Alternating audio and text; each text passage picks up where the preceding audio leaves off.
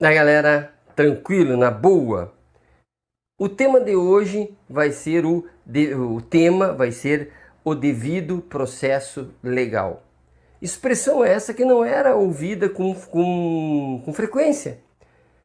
Ficava mais para o meio jurídico, acadêmico, da área das ciências do direito.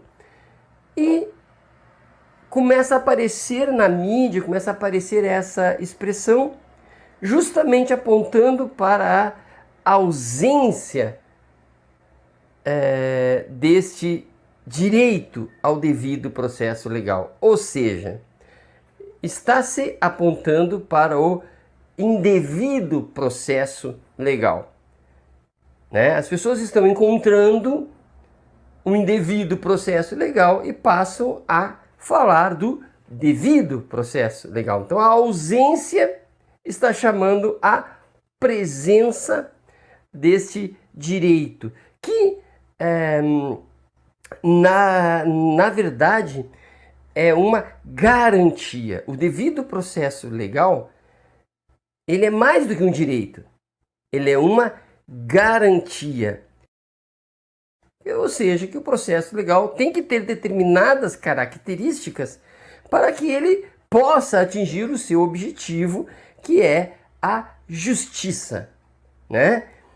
Bem, mas por que esse processo não está acontecendo? Porque desde o impeachment da Dilma, mas antes também, começa a surgir um discurso de ódio. Também começa a surgir a ideia de uma lava-jato, que nós temos que prender, prender, prender, prender, e uma vontade popular, inclusive, de pular processos, pular etapas, melhor dizendo. Ou seja, se o Amilcar ele é suspeito de alguma ilegalidade, prenda-se primeiro. Lembra o caso do Lula, a condução coercitiva, quando evidentemente não era necessária uma condução coercitiva, né? E um certo assodamento, uma vontade de justiçamento e não de um processamento. Veja, a ideia de processo significa um conjunto lógico de procedimentos, linear no tempo de preferência, que deverá ser respeitado, deverá ir acontecendo para que lá no final tenhamos conseguido atingir os objetivos deste procedimento.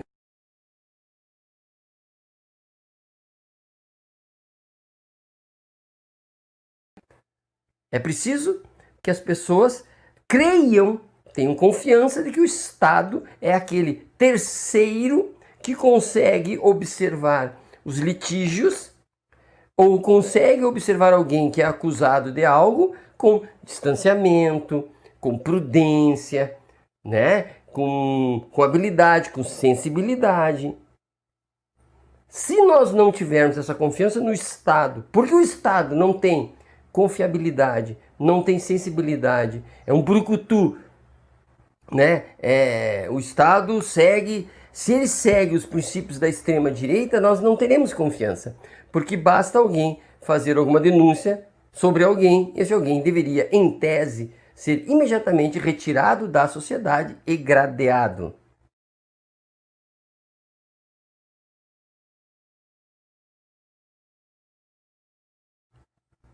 Então, o devido processo legal, o conceito dele, se harmoniza muito mais com o conceito de justiça, né, filosoficamente pensando, filosofia do direito, a justiça, uma ética, um ideal, né, se aproxima muito mais com essa ideia de justiça do que cumprimento direto da lei.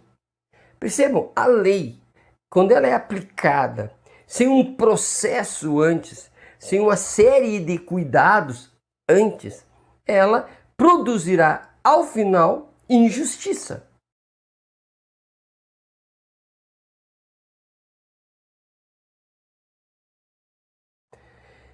Insistindo, este processo legal devido, ele é uma garantia.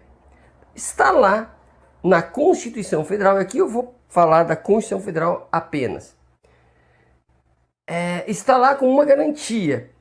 Ninguém pode ser encarcerado sem um processo.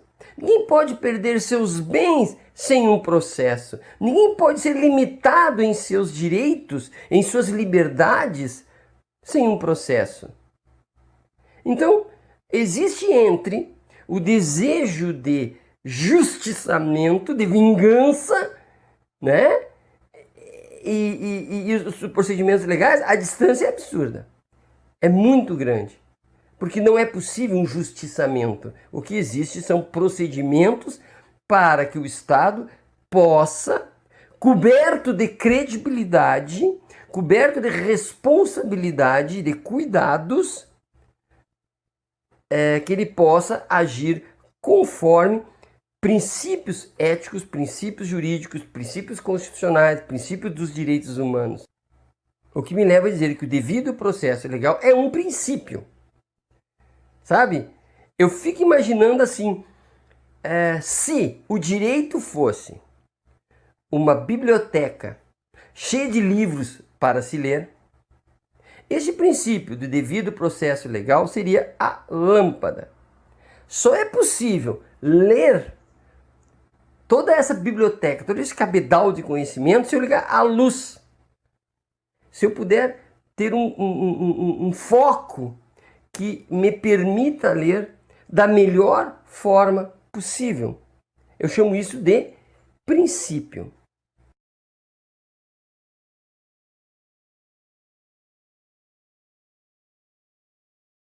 Eu já disse em algum vídeo anterior que o Estado é uma entidade muito poderosa. Se comparado a mim, um mero cidadão, sem era nem beira, o Estado ele é assim um colosso, ele é um monstro de gigante e eu sou uma baratinha, um bichinho lá embaixo. E eu preciso, né, de garantias de que quando esse Estado, quando esse monstro se virar para mim e vier me julgar, que eu me sinta confortável. E que eu possa dizer, não, isso não é um monstro. Isto é a entidade, este é o terceiro que vai me salvar de um justiçamento, que vai me salvar de uma injustiça. E ao invés de ver como um monstro perigoso, eu vejo como uma entidade muito poderosa que vem a meu favor. Isto vai acontecer se nós pensarmos em dignidade da pessoa humana. Todo o processo tem que ser pensado, né? Em um embasamento da dignidade da pessoa humana. Claro que nós podemos dividir esse devido processo legal do seu aspecto, vamos dizer assim, apenas formal e substancial de fato, que aconteça de fato. Veja, exemplo, meramente formal, né? Vamos tratar as partes como iguais. Então o que acontece, né?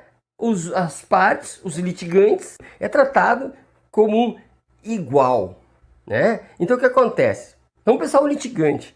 Entra no fórum, aquelas duas pessoas entram com os seus advogados no mesmo horário, né? Tá lá o juiz esperando, tá lá todo mundo tranquilo, eles entram. Formal, beleza. Agora, existe o princípio substancial ou real da equidade? Vejam, equidade é tratar as pessoas diferentemente para que elas se tornem iguais.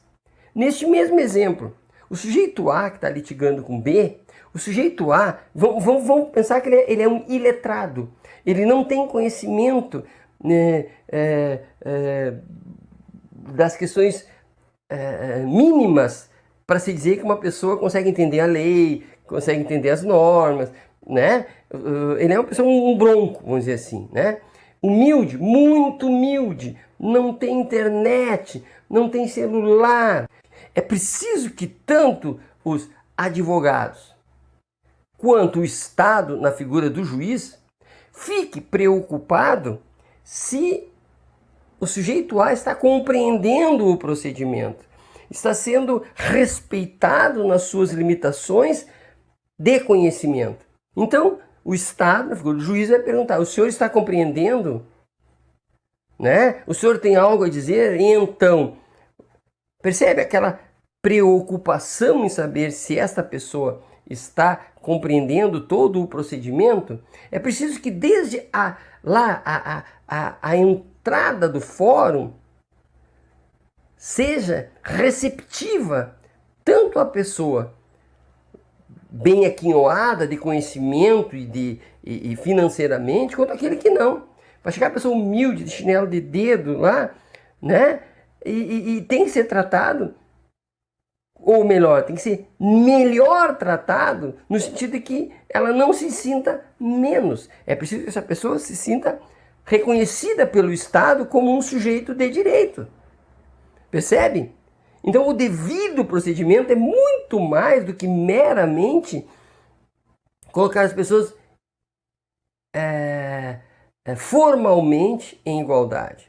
Então, toda a Constituição, todos os direitos humanos, vamos dizer assim, todos os princípios de equidade, de dignidade da pessoa humana devem ser colocados nessa ideia de devido processo legal. Portanto, todas essas pessoas que dizem bandido bom, bandido morto, chega de mimimi, olha que bobagem isso, o advogado estava lá, a pessoa estava lá, o juiz estava lá, está resolvido o problema, né? Não.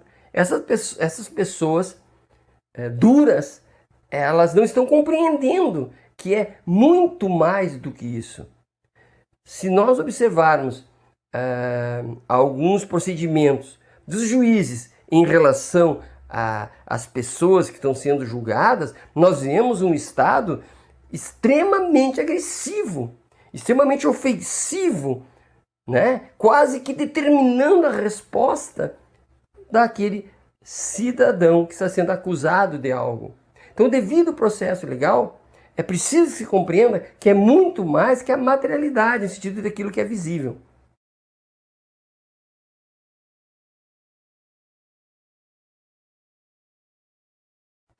Podemos, inclusive, afirmar que estes cuidados, em relação ao processo legal, ele é, vamos dizer assim, uma preocupação com o uso excessivo do poder do Estado. Percebe que, quanto menos for respeitado os princípios da dignidade da pessoa humana, tanto pior é o processo. Tanto fadado à injustiça ele está. É como se fosse quebra-molas. Se todos os cuidados com a dignidade da pessoa humana for reconhecido e seguido à risca, é como uma estrada com asfalto belezinha, velocidade permitida 100 km por hora. Quando se vai retirando determinados cuidados, aquela estrada começa a ficar pior. Aí de 100 passa para 80, daí a pouco para 40, daqui a pouco tem quebra-mola.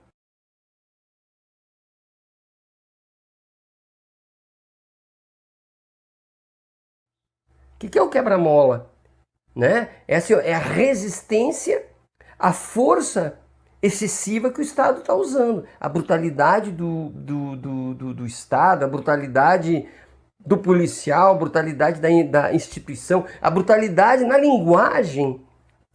Quando a linguagem da autoridade, do representante do Estado, é agressiva demais, é o quebra-mola, começa a sacudir, as coisas já não começam a andar bem, é preciso daí ir a outra instância, é preciso registrar em ata lá, que registre-se, senhor juiz, que o senhor está sendo muito, muito agressivo e tal. Aí começa o quê? Quebra-mola, barulho naquela linguagem, as coisas não funcionam muito bem.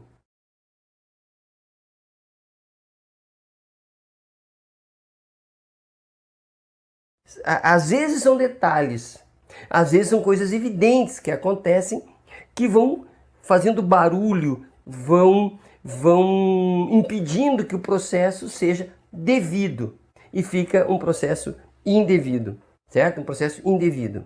Podendo, inclusive, se aproximar de um tribunal de exceção. Percebe? Quando tu descobre que ao invés do juiz estar julgando com imparcialidade, com cuidado, preocupado com a dignidade da pessoa humana, né? Preocupado se a pessoa está compreendendo o processo, preocupado em ser gentil, apesar de firme. Quando vê, tu descobre que ele está sendo um inquisitor, né? Ele está impondo, ele está sendo agressivo. E quando vê o acusado, ele está na situação defensiva e assustado. Então, percebam que a existência do indevido processo legal está trazendo à luz a fala sobre o devido processo legal. Então, a ausência está trazendo a presença dessa discussão. E, para encerrar, apontando que não entendam, por favor, quem acha bandido bom, bandido morto, aquele da extrema direita, ou aquele pouco afeito à cultura da leitura no aspecto jurídico, não entenda processo legal como simplesmente uma cadeia de procedimentos frios, né? E que certamente devem conduzir para a condenação. Então o processo não é feito para a condenação. Ele é feito para a justiça, para a dignidade da pessoa humana, para que lá no final as pessoas envolvidas no processo, as partes, possam reconhecer que o Estado foi justo, reconhecer que o Estado foi prudente, e reconhecer que foi muito melhor o Estado dirimir essa questão do que dirimir a questão na paulada, no tapa, né? Que seria muito pior. Então, sempre que o Estado julga alguém, alguém julga o Estado. E se muitos mal julgam o Estado, ou seja, dizem que o Estado é um sujeito mau, uma instituição precária e agressiva, tanto pior para os processos, tanto pior para as relações humanas, tanto pior para a vida civilizada nas sociedades. Abraço e até a próxima.